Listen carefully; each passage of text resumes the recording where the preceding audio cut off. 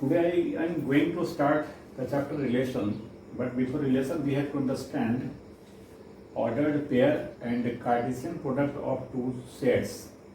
Therefore today I will make you understand Cartesian product, and in next video I will do relation. So first of all हम लोग समझते हैं ordered pair. जैसा कि आप जानते हैं ordered pair is collection of two things in which, actually pair word तो आप पहले से जानते हैं, pair means collection of two things, और ऑर्डर्ड लग जाने का मतलब इसमें क्या होगा कि in this collection order will matter, order matters. मतलब फर्स्ट प्लेस पर हम क्या लिए हैं, सेकंड प्लेस पर क्या लिए हैं, ये इसमें मुद्दा होगा, ये मैटर करेगा. अक्सर जो आप कोऑर्डिनेट ज्योमेट्री में देखते हैं कि कोई भी पॉइंट अगर 2, 3 हमें प्लॉट करना है तो इसके अलोंग 2 चलते हैं, इसके अलोंग 3 चलते हैं, ये पॉइंट 2, 3 हो गया. इनफैक्ट ये क्या है, ये ऑर्डर्ड पेयर है, बिकॉज ऑर्डर इसे मैटर कर रहा है.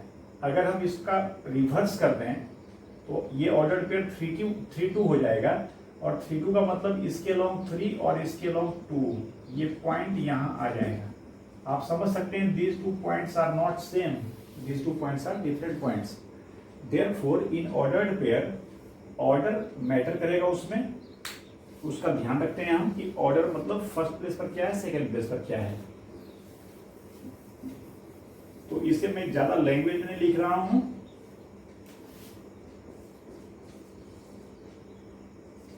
अक्सर ऑर्डर्ड पेयर ए बी को हम इस तरह से लिखते हैं, जैसे कोऑर्डिनेट ज्योमेट्री का पॉइंट को लोकेट करते हैं ना, वैसे ही ऑर्डर्ड पेयर ए बी है. ठीक है, अब समझ सकते हैं कि ऑर्डर्ड पेयर में ऑर्डर मैटर करता है. तो इससे रिलेटेड अगर कुछ रिजल्ट हम देखें एट ए ग्लांस सिंपल, तो हम समझ सकते हैं कि ordered pair A B equals ordered pair C D अगर है, तो हम समझ सकते हैं ये तभी पॉसिबल होगा जब इसका फर्स्ट प्लेस एग्जैक्टली इसके फर्स्ट प्लेस के इक्वल हो, and connecting word will be and. It means not only this but also this which I have to write at this place. And second B equals D, and पर ध्यान देंगे, मतलब ये दोनों बातें एक साथ सही होगा, तब हम कहेंगे कि ये दोनों ऑर्डर्ड पेयर इक्वल है. यानी फर्स्ट ऑर्डर्ड पेयर का फर्स्ट प्लेस का एलिमेंट, सेकेंड ऑर्डर्ड पेयर का फर्स्ट प्लेस का एलिमेंट आपस में बराबर, और इसका सेकेंड प्लेस का एलिमेंट, इसका सेकेंड प्लेस का एलिमेंट आपस में बराबर. ये दोनों बात एक साथ साइमल्टेनियसली हम समझ सकते हैं. इन जनरल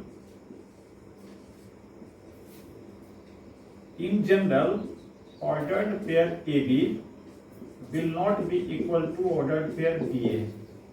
जनरल कहने का मतलब ये होगा कि अगर हम आर्बिट्रेरी ए बी कुछ भी लें, मतलब हमेशा ये नहीं होगा कि इसका रिवर्स कर देंगे तो वो भी बराबर होगा. डेफिनेशन से ही स्पष्ट है.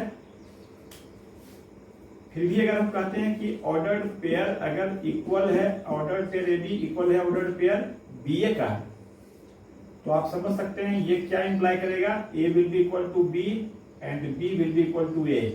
Both have same meaning, means A और B आपस में इक्वल होगा, बराबर होगा. ठीक है, एक्चुअली ये कोई अलग बात नहीं, इसी से ये ड्राइव हो रहा है कि प्लेस वाइज जो बातें हैं वो बराबर हो. ये ऑर्डर्ड पेयर हो गया. फिर इसके बाद हमें समझना है Cartesian product of two sets, दो सेट का कार्टेशियन प्रोडक्ट. ये कार्टेशियन जो वर्ड है ना, ये आप समझते हैं कोऑर्डिनेट ज्योमेट्री में हम लोग कार्टेशियन कोऑर्डिनेट सिस्टम पढ़ते हैं. तो कार्टेशियन का मतलब ही हो जाता है कि उसमें ऑर्डर मैटर करता है. हम प्रोडक्ट कर रहे हैं दो सेट का कार्टेशियन प्रोडक्ट है. इट मीन्स कौन सेट पहले होगा and which one will be at second place, ये मैटर करेगा. अगर हम सेकेंड को ही फर्स्ट करेंगे, इसको इधर करेंगे, तो फिर ये अलग बात हो जाएगी. तो इसे हम इस तरह से डिफाइन करते हैं, late A and B be two sets, then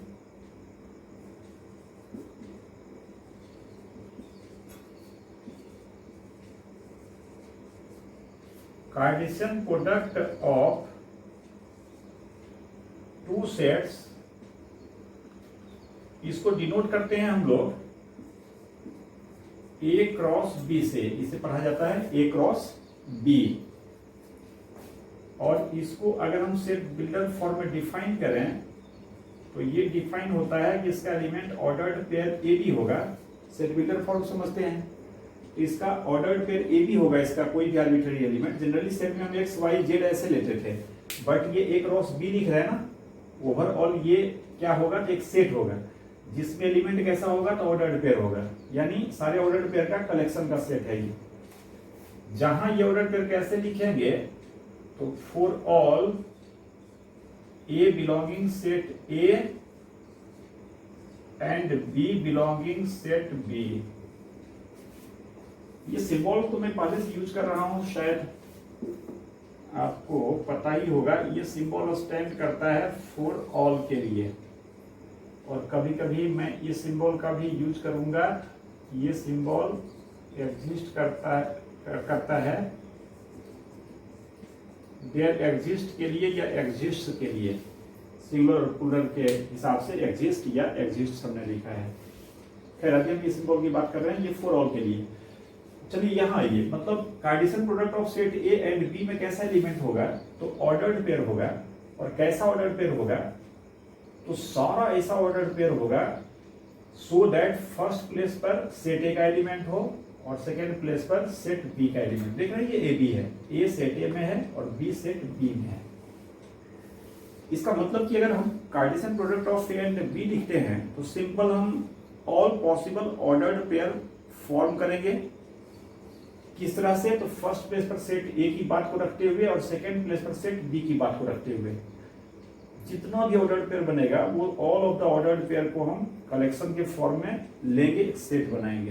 that will give cartesian product of set A and set B.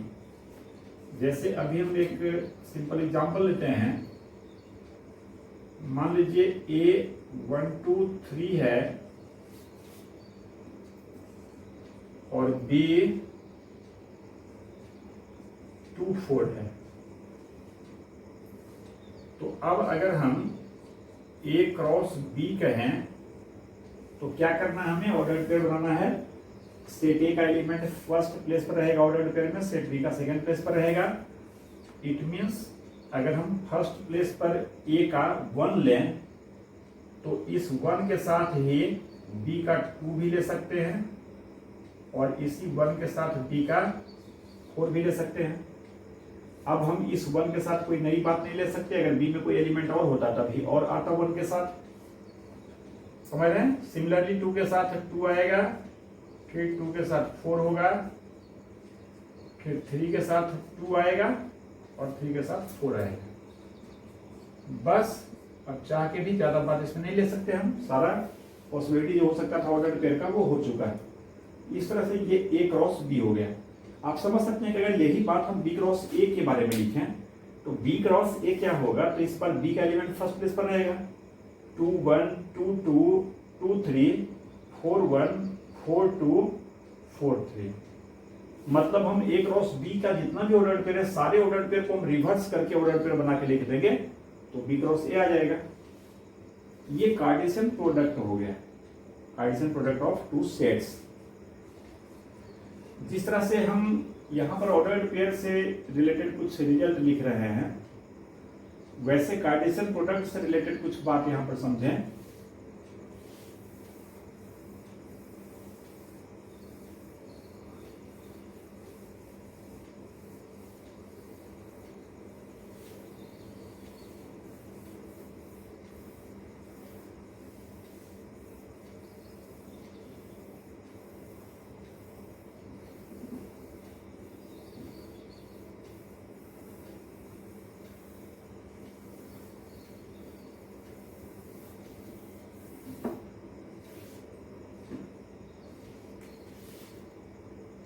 जैसे पहला बात हम कर रहे हैं,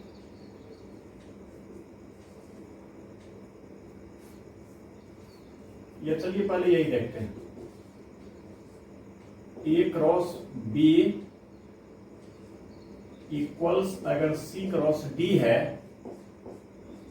तो ये इंप्लाई करेगा ए इक्वल्स सी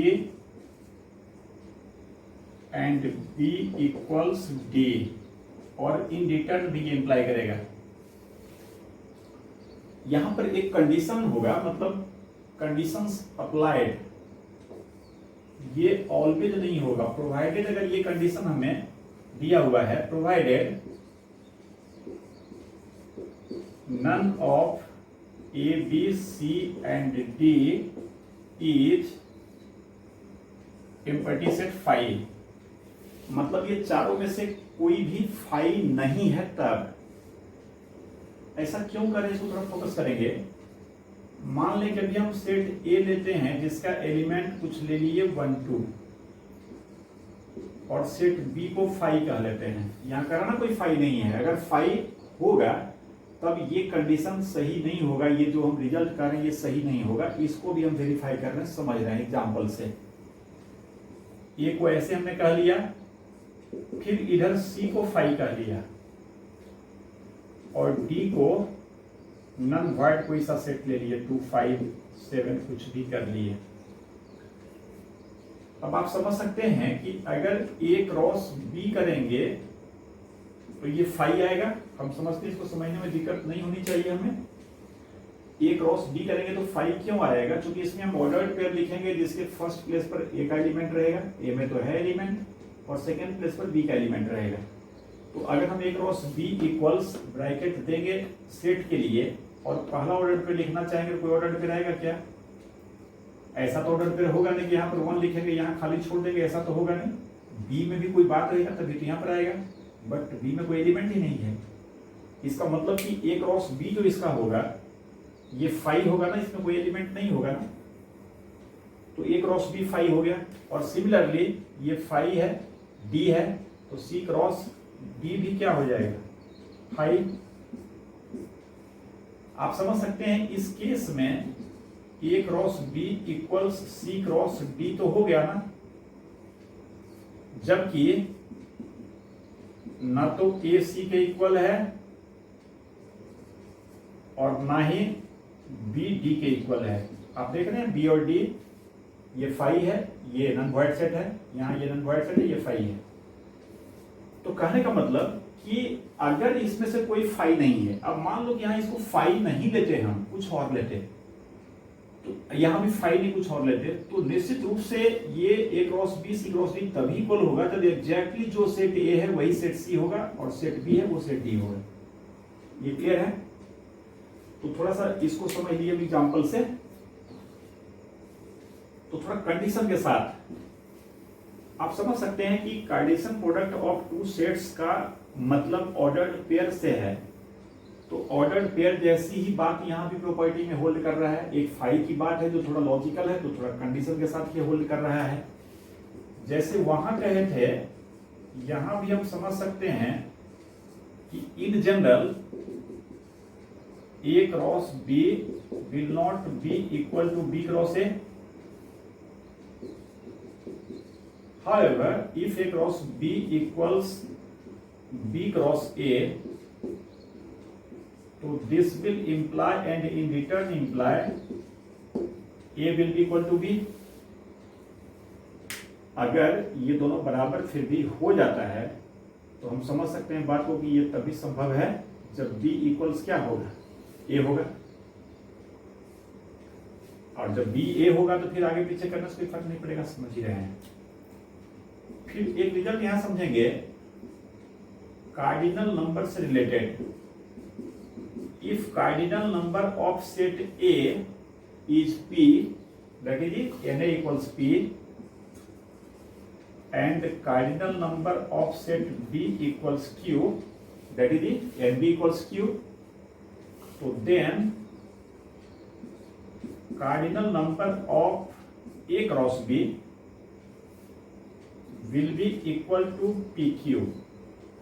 आप समझ सकते हैं कि सेट ए में 1 2 5 3 मान लीजिए 4 एलिमेंट है, और बी में 0 -1 3 5, इसमें भी 4 एलिमेंट है, या एक आध एलिमेंट और बढ़ा देते हैं 10। तो समझ सकते हैं ए क्रॉस बी बनाएंगे तो इसमें कितना एलिमेंट आएगा, ए क्रॉस बी का जितना ऑर्डर्ड पेयर होगा उतना एलिमेंट आएगा।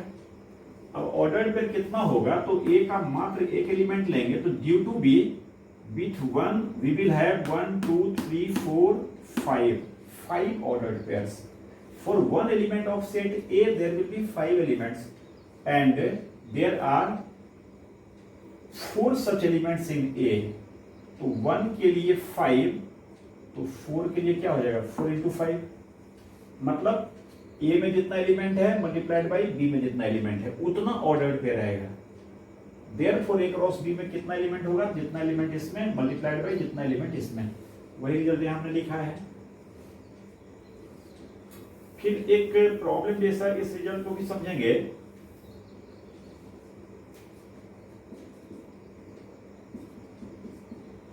मान लीजिए ए और बी दो सेट है, इस तरह से number of element in A intersection B is P, then we have to find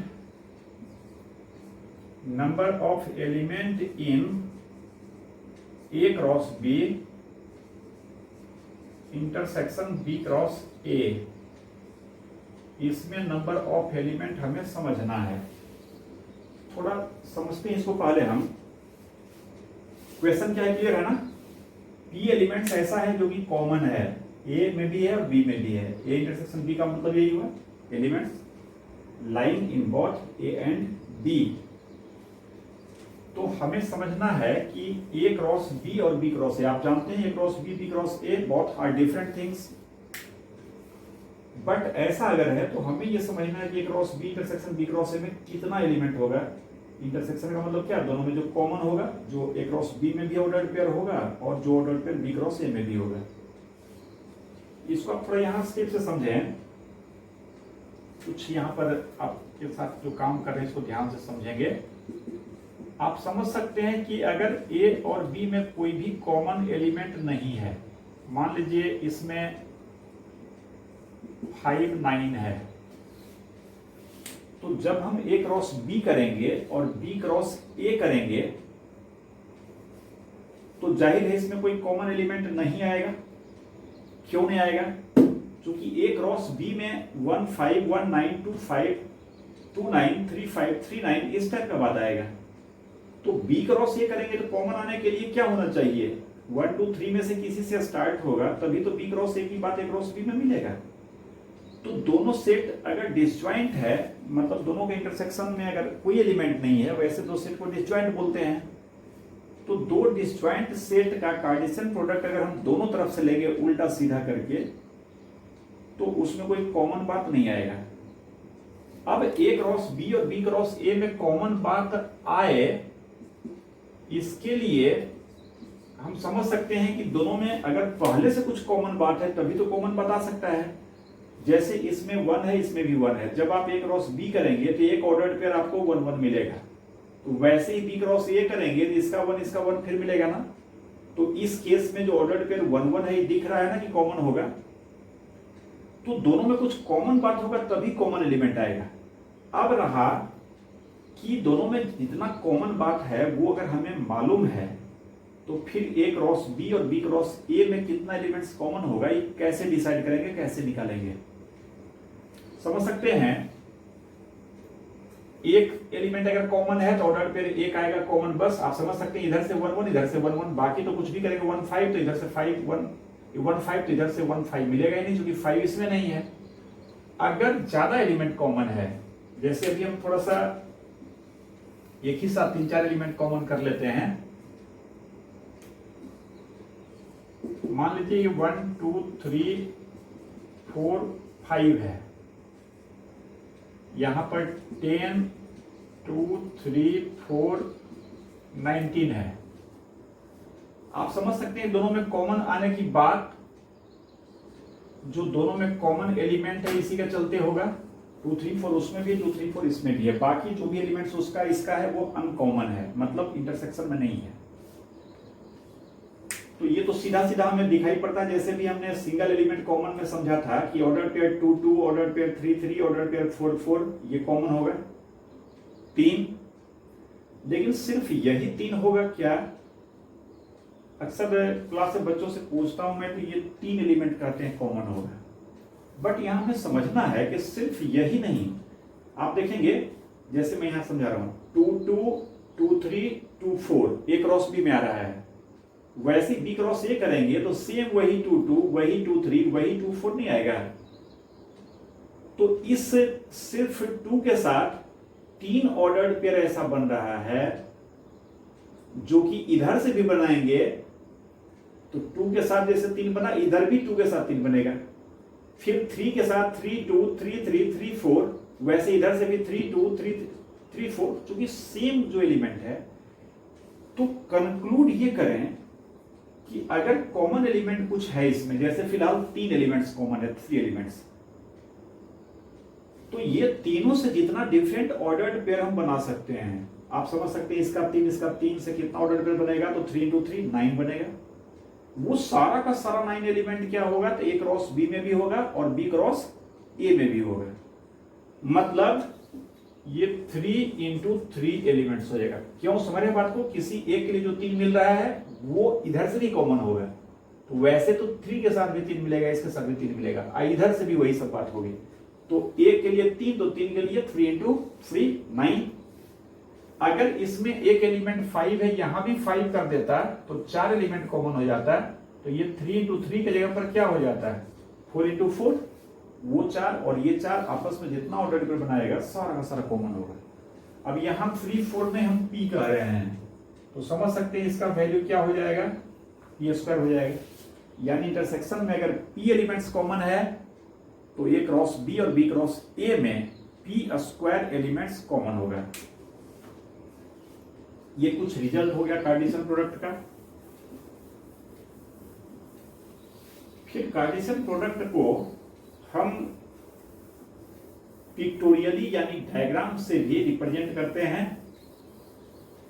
समझ सकते हैं डायग्राम से रिप्रेजेंट करते हैं तो कैसे करते हैं, 2 सेट बना लेते हैं। डायग्राम में सेट कोई क्लोज स्ट्रक्चर होता है, पहले समझ ही चुके हैं। मान लीजिए ये ए है, ये बी है, इसमें 1 2 3 कर लेते हैं, 5 9 कर लेते हैं।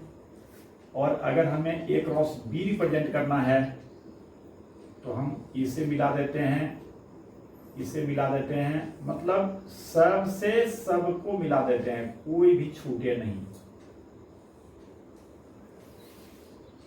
सही है?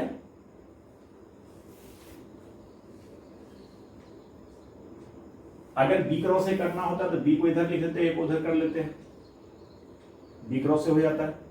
ये पिक्टोरियली हुआ।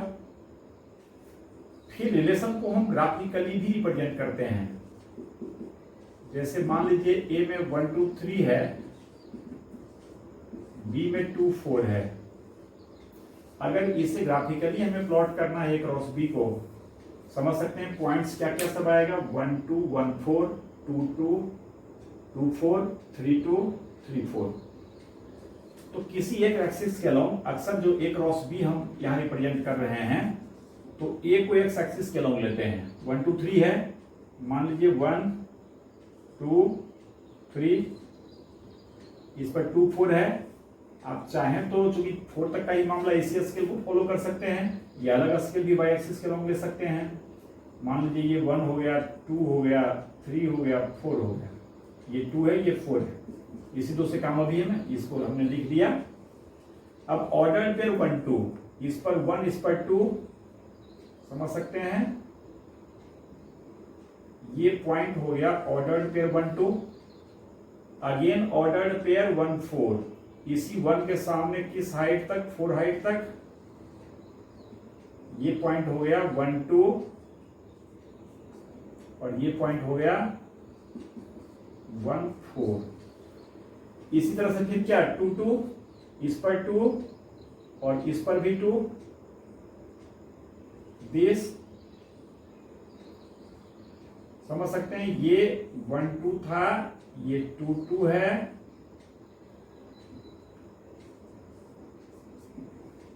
और फिर क्या 2 4, इस पर 2 और फिर ये 4 हाइट तक जाएगा, समझ रहे हैं। इसी तरह से 3 2 यहां आता और 3 4 यहां आता, इसके सामने आप समझ सकते हैं ये ए क्रॉस बी हुआ, इसके अलोंग ए और इसके अलोंग बी।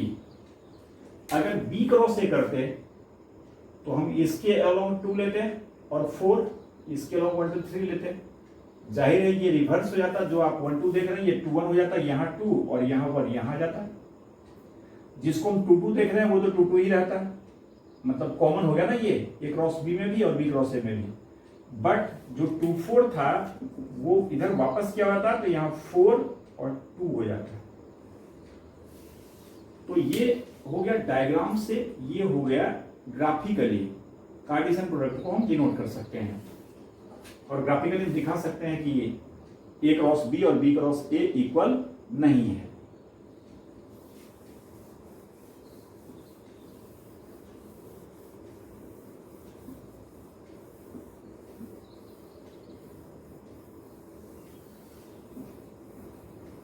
अब हम कुछ प्रॉब्लम लेते हैं सिंपल, रिलेशन अगले क्लास में करेंगे, जैसा पहले मैंने बताया आपको। चलिए यहां शुरू करते हैं। If ordered pair x + 1 0 is equal to ordered pair 5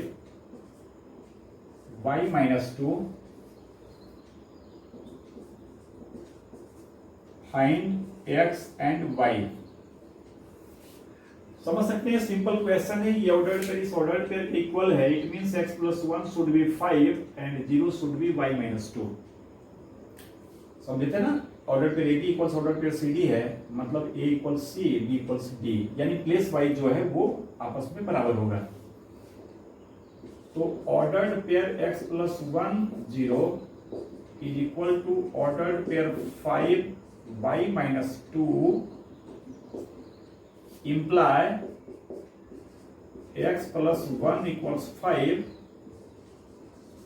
and 0 = y - 2 कहें या y - 2 = 0 जैसे लिख लें।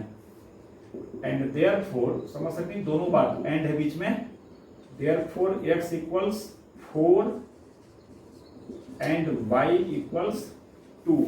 इसको सोल्व करेंगे सिंपली x और y के लिए। फिर अगर कहते हैं ordered pair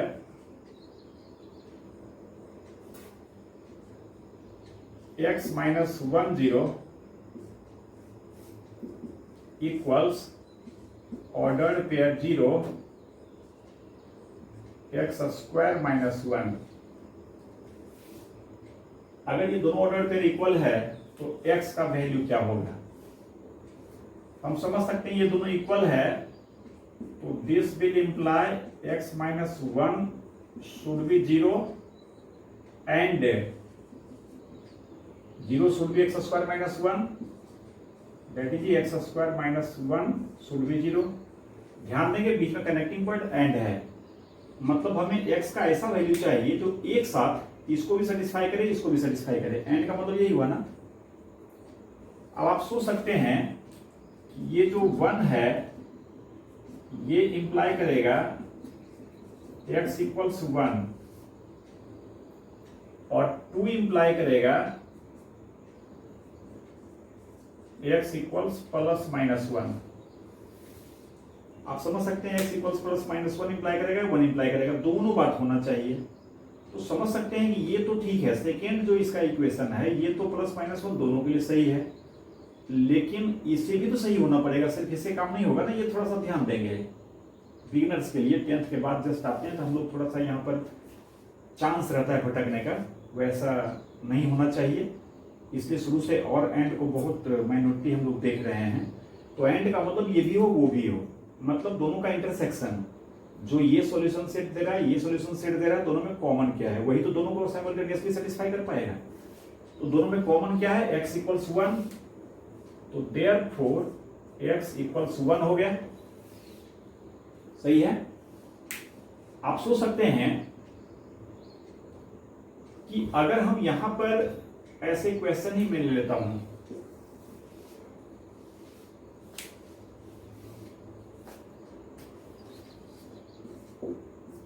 if ordered pair x minus 1 0 equals 0 x square, चलिए -1 यहां करते हैं, यहां पर -2 कर देते हैं। आप समझ सकते हैं बिना एक लाइन भी कैलकुलेशन किए इसके लिए क्या चाहिए हमें, x इक्वल्स 2, चूंकि x माइनस 2 इक्वल्स 0 है, एंड इसके लिए क्या चाहिए, x स्क्वायर माइनस 1 0 है, मतलब x इक्वल्स प्लस माइनस 1, ये 2 चाहिए इसको, और इस प्लेस पर ये दोनों बराबर होने के लिए x प्लस माइनस 1 चाहिए।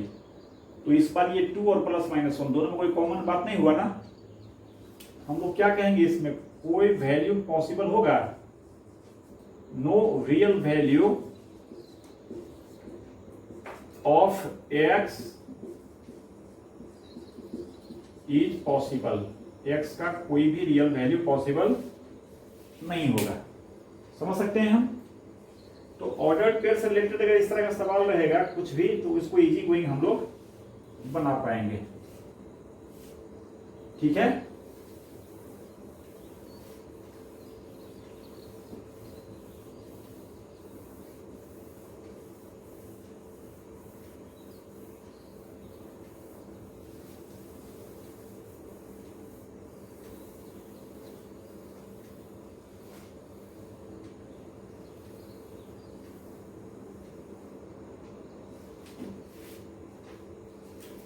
फिर एक क्वेश्चन लेते हैं,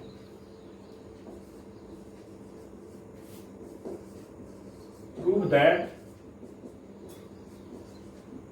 ए cross B union C. Actually book वगैरह में इसको थ्योरम करके भी लिखता है, बट इसको जस्ट एक प्रॉब्लम जैसा समझे, इसमें कुछ ज्यादा थ्योरम जैसा कोई ज्यादा मामला, कितना थ्योरम मीन्स क्या, एक वो प्रूफ करके हमने रखा है, दिमाग में हमेशा वो रहे, तो इस तरह से बहुत सारी बातें धीरे धीरे आती जाएंगी। कितना दिमाग में रखेंगे हम लोग इसको, सिंपली एक रिजल्ट के रूप में देखेंगे, this will be equal to A cross B union A cross C. समझ सकते हैं बात को, यहां पर ये क्या हो रहा है, एक तरह से आप कह सकते हैं कि जो क्रॉस का ऑपरेशन है, ओवरऑल दो सेट का क्रॉस निकालते हैं तो एक ऑपरेशन ही है ना, तो क्रॉस का ऑपरेशन यूनियन पर डिस्ट्रीब्यूट कर जाता है, एंड ए क्रॉस यही अगर बी इंटरसेक्शन सी पर होता है तो ये भी डिस्ट्रीब्यूट कर जाता है, A cross B intersection A cross C. इसमें एक क्वेश्चन नहीं कर रहा हूं, दूसरा क्वेश्चन आपके लिए छोड़ रहा हूं, थोड़ा आप भी ट्राई करेंगे। जैसे कोई सा वन ही कर लेते हैं, आप समझ सकते हैं कि ये इक्वल्स ये दिखाना है, ओवरऑल ये है क्या, एक सेट ही है ना, ये भी एक सेट ही है, तो टू सेट्स आर इक्वल्स, ऐसा शो करने के लिए हम लोग क्या करते हैं, we prove this is a subset of this and in reverse this is also a subset of this. जो बेसिक था हमारा, इस तरह का बहुत सारा रिजल्ट पहले सेट में देखे हैं हम लोग। अब इसको दिखाने के लिए आप क्या करते हैं, तो इसमें कोई सा आर्बिट्ररी एलिमेंट मानते हैं, और उस आर्बिट्ररी एलिमेंट को ये समझते हुए कि अगर ये इसमें है तो उसमें भी होगा, और फिर उल्टा अगर उसमें है तो इसमें भी होगा, तो जस्ट दोनों एक दूसरे का सबसेट हो गया, और ये दोनों से हम कंक्लूड करते हैं कि बोथ विल बी इक्वल। अब समझ सकते हैं कि अभी जो सेट में हमने इस तरह का रिजल्ट किया था उसमें सिंपली मानते थे कि x belongs to A, but यहां पर सिर्फ सिंगल एलिमेंट तो नहीं होगा, जैसे ही क्रॉस प्रोडक्ट हो गया, कोई भी दो सेट का कार्टेशियन प्रोडक्ट हो गया, उसका एलिमेंट ऑर्डर्ड पेयर आएगा। तो हम इसमें कोई सा ऑर्डर्ड पेयर मान लेते हैं ऑर्डर्ड पेयर ए बी है, this belongs to A cross B union C, इससे स्टार्ट करते हैं, और हमारा प्रयास हुआ ये दिखाने का कि यही a ordered pair A B right side का जो A cross B union A cross C है इसमें भी लाई करेगा। अब आप समझ सकते हैं कि इसका जो बेसिक है, ordered pair A B belongs to, अगर हम कहते हैं ए क्रॉस बी, तो कैसे प्रोसीड करेंगे, this imply A belongs to A and small B जो है belongs to capital B, and in return भी ये इंप्लाई करेगा। जस्ट अभी डेफिनेशन जो समझे हैं समझ सकते हैं। तो in the same way if ordered pair A B belongs to A cross B union C, तो what will imply this? This imply A belongs to cross से जो पहले है उस सेट में बिलोंग करेगा, कनेक्टिंग वर्ड एंड होगा, and second place का जो एलिमेंट है बी वह क्रॉस के बाद जो सेकेंड प्लेस है उसमें बिलोंग करेगा। B belongs to B union C. Clear है? This imply A belongs to A. आप यही अगर समझते चल सकते हैं कि अगर ये इंप्लाई कर रहा है तो ये भी ये इंप्लाई करेगा ना, समझ सकते हैं। ए में है और बी इसमें है, तो ordered pair A B A cross B union C में होगा ही। इसलिए देखिए बस एक लाइन इसी का काम कर रहे हैं हम लोग बार बार। ये इंप्लाई करेगा तो रिटर्न ये इंप्लाई करेगा। Now this imply A belongs to A, and इसको हम लिख सकते हैं B belongs to B, just union का डेफिनेशन, और बी बिलोंग्स टू सी। क्योंकि इसको ब्रेक किए हैं, ब्रैकेट दे दिए, ठीक है। इन रिटर्न में सोचिए अगर ऐसा ही होता तो ये कह ही सकते थे ना, बिल्कुल कह सकते थे। यहां से यहां तक वो सेम है, एंड से पहले सेम चीज लिखे, इसको हमने इसे रिप्लेस किया है। जाहिर है बी बिलोंग्स टू बी होगा और बी बिलोंग्स टू सी, तो B belongs to B union C कह ही सकते हैं, यूनियन का डेफिनेशन है। अगेन दिस इंप्लाई, अब आप जानते हैं बहुत डिटेल में देखेंगे हम लोग कि एंड का ऑपरेशन और पर डिस्ट्रीब्यूट करेगा, और का ऑपरेशन एंड पर डिस्ट्रीब्यूट करेगा। यहां पर एंड है और है, तो इस एंड को और पर डिस्ट्रीब्यूट करवा सकते हैं। This imply A belongs to A and B belongs to B. एक बार ए बिलोंग्स टू ए को डिस्ट्रीब्यूट करवाए इस स्टेटमेंट पर, बीच में क्या होगा, और ए बिलोंग्स टू ए, इस पर डिस्ट्रीब्यूट इस पर करवा रहे हैं, and B belongs to C. Just and distributes over, और इसका यूज हमने किया है। इन रिटर्न भी सोचिए कि अगर ये डिस्ट्रीब्यूट करेगा, ये ऑलरेडी डिस्ट्रीब्यूट किया हुआ है, तो ऐसा पहले भी कर चुके हैं, तो ए बिलोंग्स टू ए को हम एक तरह से कॉमन ले सकते हैं ना, एंड रहेगा बाहर में और बीच में ये और रहेगा। अब दिस इंप्लाई, अब समझ सकते हैं ए में बिलोंग कर रहा है एंड बी में बिलोंग कर रहा है, तो ऑर्डर्ड पेयर और कार्टेशियन प्रोडक्ट में जो भी समझे हैं इसके हेल्प से हम लिख सकते हैं this imply ordered pair A B belongs to A cross B. यहां पर और फिर ए में है एंड बी सी में है, it means ordered pair A B belongs to A cross C, connecting word. और अब आप समझ सकते हैं कि same order pair A B यहां भी है, यहां भी है। दिस बिलोंग्स टू दिस और this belongs to this, it means in return भी देख लीजिए, अगर ये ऐसा लिख सकते हैं, जाहिर लिख सकते हैं, इसका डेफिनेशन ही यही ये लिखना, और तो वैसे ही है, फिर इसको हम ऐसे लिख सकते हैं, डेफिनेशन है इसका। This imply ordered pair A B belongs to A cross B, और है तो यूनियन ए क्रॉस सी। ये क्लियर है ना, ये इसमें लाई कर रहा है और इसमें लाई कर रहा है, इट मीन्स ये इसमें यूनियन उसमें जो भी मैंने कहा उसमें लाई करेगा, यानी A cross B union A cross C. ये रिटर्न भी अप्लाई करेगा, समझ सकते हैं। अगर ऐसे लिख रहे हैं तो इसका क्या मतलब, यही तो होगा जब ब्रेक करेंगे तो इस तरह से ये फॉरवर्ड एरो जो देख रहे हैं ये हमें पहुंचा दिया सारे का। फॉरवर्ड एरो क्या देख रहे हैं, तो ये अगर इसमें है तो इसमें होगा, और बैकवर्ड एरो भी हर स्टेज में समझते गए कि रिटर्न भी अप्लाई कर रहा है, तो अगर ये इसमें है तो फिर ये इसमें पहुंचा देगा, और इस तरह से इकट्ठे ये साबित हो गया। Therefore we proved A cross B union C is subset of A cross B union A cross C and A cross B union A cross C is subset of A cross B union C. इसे 1 इसे 2 अगर कह लें तो 1 and 2 से समझ सकते हैं ये दोनों इक्वल हो जाएगा।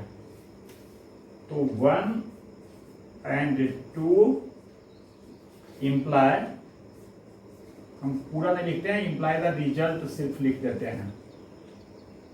आप लिखना चाहिए पूरा तो समझ सकते हैं, ये दोनों बराबर कर देंगे जैसे यहां लिखा है 1 में। आप समझ सकते हो वैसे 2 को आप करेंगे, यहां पर जो है एंड डिस्ट्रीब्यूट किया था और पर, इसमें क्या इंटरसेक्शन है, तो एंड जो है एंड पर भी डिस्ट्रीब्यूट करता है, एंड और पर भी करता है, और पर भी करता है, और एंड पर भी करता है। तो जस्ट देख रहे हैं इसको भी एक्सपेंड ही किया A cross B intersection A cross C. तो यहां पर भी हम ऑर्डर पेयर ए बी से स्टार्ट करेंगे। ऑर्डर पेयर ए बी इसमें लाई करता है, इसका मतलब स्मॉल ए लाई करेगा कैपिटल ए में एंड स्मॉल बी लाई करेगा बी इंटरसेक्शन सी में। और फिर इसको तोड़ेंगे हम, B belongs to B and B belongs to C and को डिस्ट्रीब्यूट करवा देंगे एंड के साथ। सही है ना, तो हो जाएगा simply.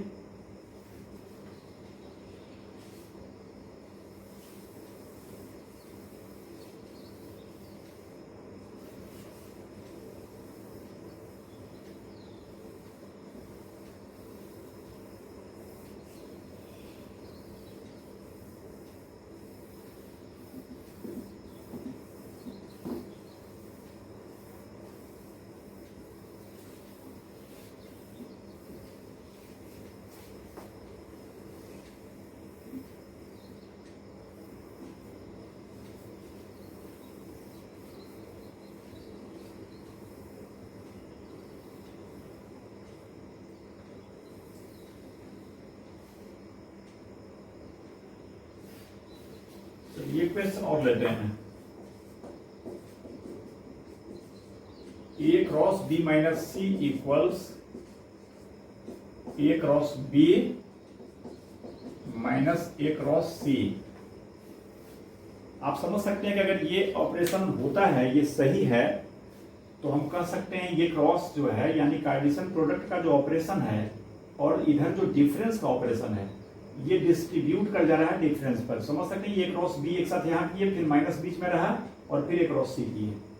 That is the operation of Cartesian product distributes over operation of difference between two sets.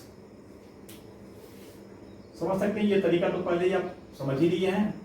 A B कहने पर कंफ्यूजन होता है कि ए स्मॉल कैपिटल कहना पड़ता है। चलिए इस पर हम एक्स वाई कह लेते हैं। स्टार्ट करते हैं यहां से, X Y belongs to A cross B minus C, यहां से स्टार्ट करते हैं, है ना।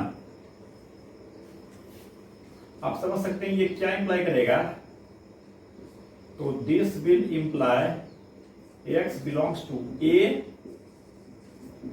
एंड सेकेंड प्लेस का Y, this belongs to B minus C. आप रिजल्ट देखेंगे यहां पहुंचना है हमें। आप समझ सकते हैं ये दिखाने के लिए अगर हम ये दिखा दें कि ऑर्डर्ड पेयर एक्स वाई ए क्रॉस बी में तो लाई करता है लेकिन ए क्रॉस सी में नहीं लाई करता है, तो हम कह सकते हैं ना ordered pair X why this minus this में लाई करेगा। माइनस का यही तरीका होता है ना कि कोई एक्स अगर ए माइनस बी में लाई कर रहा है, इट मीन्स ए में हो और बी में नहीं हो। यहां पर सिंपल ए बी नहीं है, क्रॉस करके है, तो इसमें है और इसमें नहीं है, तभी तो कहेंगे वो इतना माइनस इतना में लाई करेगा। आप समझ सकते हैं simply x belongs to a and y belongs to b minus c है, तो डेफिनेशन से हम कह ही सकते हैं कि ordered pair x y belong करेगा a cross b minus c में। तो एक ही स्टेप में कन्वर्ट भी करते जा रहे हैं। फिर this imply x belongs to a and यहां डिफरेंस का ऑपरेशन ब्रेक कर देते हैं इस चीज को, y belongs to b, y belongs to b and y does not belong to c। y b में तो होगा, c में नहीं होगा। आप समझ सकते हैं ये एंड का ऑपरेशन, यहां भी एंड का ऑपरेशन, तो एंड एंड पर भी डिस्ट्रीब्यूट करता है ना, और हमें दो रिजल्ट चूंकि चाहिए तो अच्छा है, दो जगह आ जाएगा, तो हम फिर कंक्लूड करेंगे। तो कंक्लूड करने से पहले इसे दो में कैसे लाएंगे सोचेंगे ना। अभी इन रिटर्न सोच लीजिए पहले, एक्स ए में है एंड ऐसा है, तो कह सकते कि नहीं, सोचिए X belongs to A same है एंड सेम है, इसके जगह पर ये लिखे हैं, जाहिर है ये डेफिनेशन है बी माइनस सी में बिलोंग करने का। तो this imply X belongs to A, हम क्या कर रहे हैं, एंड को डिस्ट्रीब्यूट करवा रहे हैं एंड के साथ, एक बार दिस एंड दिस और फिर बीच में एंड, एक बार this and this, X belongs to A and y belongs to b, ये डिस्ट्रीब्यूट इसके साथ हुआ, फिर बीच में and x belongs to a और फिर ये and y does not belong to c। देख रहे ना, ये एंड और का डिस्ट्रीब्यूशन जो बताए थे डिटेल में, थोड़ा सा उसको बढ़िया से आत्मसात करेंगे, चार रिजल्ट जो है उसी का हम यूज कर रहे हैं। अब इन रिटर्न इंप्लाई दिस कर सकते कि नहीं, सोचिए, जाहिर है कर ही सकते हैं, एंड को डिस्ट्रीब्यूट एंड के साथ कराएं, ये कॉमन ले लेंगे x बिलोंग्स टू ए, जैसे आपको बताए थे। दिस इंप्लाई, इसे हम कह सकते हैं x belongs to A cross B, एक पार्ट तो हमारा यहां पर एंड है तो एंड कर लेते हैं। अब आप ये समझिए x belongs to a and y does not belong to c, देख रहे हैं ना, x a में है और y c में नहीं है, तो इट मींस अगर हम ऑर्डर्ड पेयर x y की बात करें तो क्या ये c में होगा, जाहिर नहीं होगा, x तो है a में लेकिन y तो c में नहीं है, तो ये ऑर्डर्ड पेयर कैसे आएगा a क्रॉस c में, c गलत लिख दिए, a क्रॉस c एक्चुअली यहां लिखना था, तो क्या ये a क्रॉस c में होगा, जाहिर नहीं होगा। हम समझते हैं इसमें दिक्कत नहीं होनी चाहिए आपको, a में है c में नहीं है, तो फिर a क्रॉस c में कैसे आएगा, है ना। अब ध्यान दें, इसी को तो हम शुरू से खोज रहे हैं, यही चीजें डिसाइड किए थे कि ordered pair, oh my god यहां भी छूट गया, एक्स वाई होगा, ऑर्डर्ड पेयर एक्स वाई इसमें बिलोंग कर रहा है, and ordered pair X Y does not belong to A cross C. In return भी ये इंप्लाई करेगा, समझ सकते हैं, अगर ये ऐसा है तो इसी को तो ब्रेक कर रहे हैं, ऐसे कर रहे हैं, ऐसे कर रहे हैं। This imply ordered pair X Y belongs to, पहला ए क्रॉस बी में है और दूसरा ए क्रॉस सी में नहीं है, तो माइनस ए क्रॉस सी, इस तरह से लिख सकते हैं। क्लियर है ना, इसमें है और यही ऑर्डर पेयर इसमें नहीं है, मतलब जिसमें है वो, अब माइनस इसमें नहीं है वो माइनस करके लिखेंगे, सही है। अब यहां से फिर इन रिटर्न भी ये समझ सकते हैं, अगर ये ऐसा है तो यही तो कहेंगे, इसको ब्रेक करेंगे तो यही होगा ना।